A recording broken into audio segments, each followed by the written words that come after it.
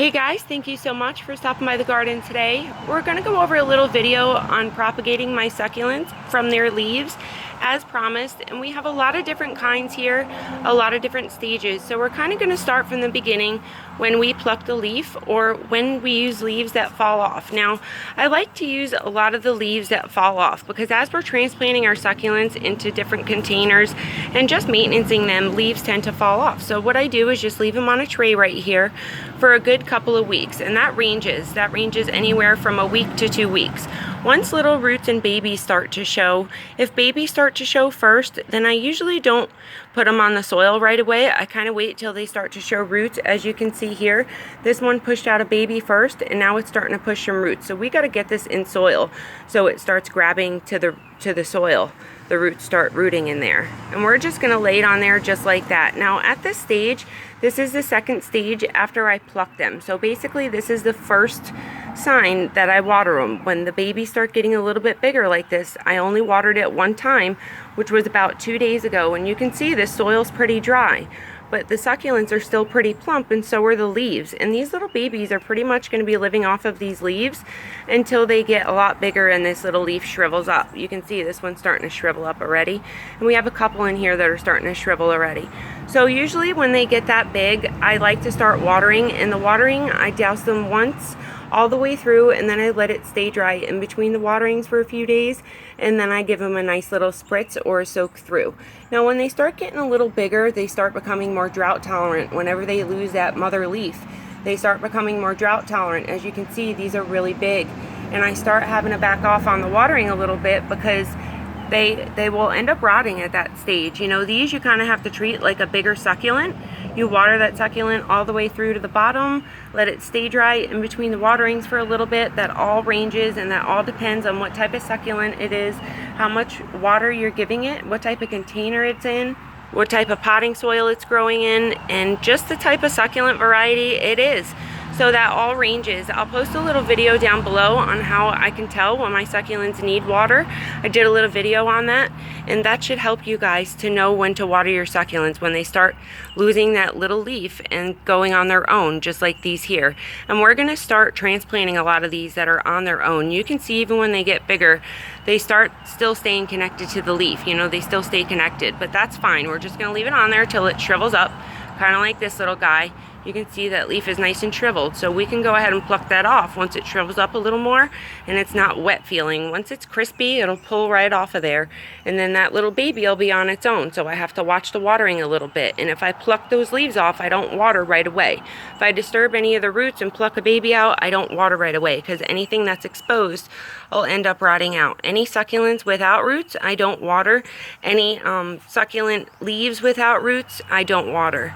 The reason why is because succulents with no roots can't suck up any water really, and they just end up rotting on me here in Florida because we have a lot of humidity in our climate, and they kind of suck that in too.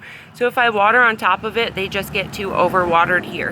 Now after I start spraying and misting or whatever you decide to do, or soaking the pot all the way through, you can then go ahead and just keep an eye on them. Make sure they're staying in either full sun off the bat, or you're keeping them in bright indirect light. Now, I don't keep them and start them in bright indirect light. The reason being is because then I have to acclimate them once they get a little bit bigger. So I kind of cut that part out. You kind of have to think about the wild when it comes to these. Nobody kind of goes up in the desert and takes these leaves out of the, desert until they root and grow babies, and then puts them back once they grow those babies. So they end up growing in the sun off the bat, and they grow really compact and nice and a lot bigger, especially if you hold off that watering in the beginning once that baby starts growing a little bit, and let it just grow and live off of that succulent leaf. Once it gets bigger, you can back off on the waterings. Little babies, kind of like this guy we just transplanted, they're going to need a little bit more water just because they're a little succulent. Something that's a little bit bigger, like that guy, these guys, they're a lot bigger, so these need a little less water than that one, especially the size of the leaves. They're more plump than this guy. You can see these leaves are really thin, so this one's going to need a little bit more waterings than the other ones. It's all going to depend on what type of succulent it is. So I'll post that video down below so you guys can kind of see how I water different succulents and tell if their leaves are plump or not. This is just a little arrangement we did from succulent leaves. It's filled out now, just to give you guys a little update and show you what it looks like. They're going to start becoming more and more drought tolerant as they get a lot bigger like this. And this is a little succulent arrangement I made with my ghosties. They're like a Graptopedilum paraguayans. They're a type of ghostie, not a true ghostie. But these were propagated from leaves, so we did this little arrangement too. Once they got big, I just transplanted them all in here. I even threw a couple of leaves that were just starting to grow babies in here, and they've gotten really big. I just treat it like a regular succulent. As soon as those leaves start deflating on the bottom a little bit, I go ahead and water again all the way through. Now you want to soak your pots all the way through, especially when they get this big. At this little stage, like these guys, I try to soak the pot all the way through at this little stage. But at this stage, you can either give them a little misting or just soak their roots. Now let me show you how I water these. Basically, I like to use this little ketchup bottle. I bought it at the dollar store. I fill it up with some water and I just water the roots. I just aim it at the roots, and that's why I like this little nozzle, because it kind of controls where I put the water instead of misting overhead. Because when I mist overhead here, my succulents stay wet for a long time in the top rosettes of these plants, and if the water sits in the top of these plants, you know, after you're misting, if it sits in there for a few days, they can really rot that succulent out, and I don't want that happening to you.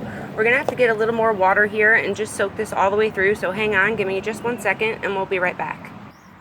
Alrighty, you guys, so we filled up our little thing with some water that's been sitting out in my jug for at least 24 hours, because that lets all the chemicals evaporate out of the top. If you hold that lid off of the container for at least 24 hours, you can put it on after that 24 hours, and all the chemicals will release out of that top within the 24 hours, well, most of the harmful chemicals, and that's how I use the water for my succulents. Now this little piece right here, these are a little deflated. They just rooted, you can see, giving them a little tug.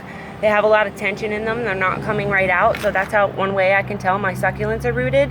I had a little propagation, little succulent cutting that was this small with no roots. I let it stay on soil, in dry succulent soil, till it rooted like this, and then I watered all the way through. So this little thing will plump back up. It's not dead. It's not a dead succulent. That's going to plump back up.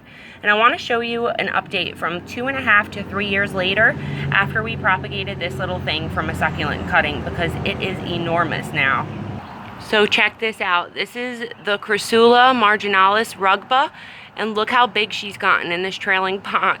I can't believe how big this succulent has gotten. She's way past that pot on the bottom, and she's just jamming out in about 4 hours of direct sun a day, and her variegation is starting to really come out a lot, and she's actually getting into a heart shape. Check that out. Her foliage is becoming like heart shape, which is really cool. I can't wait to show you guys a little updated video on this. I want to show you how I grew her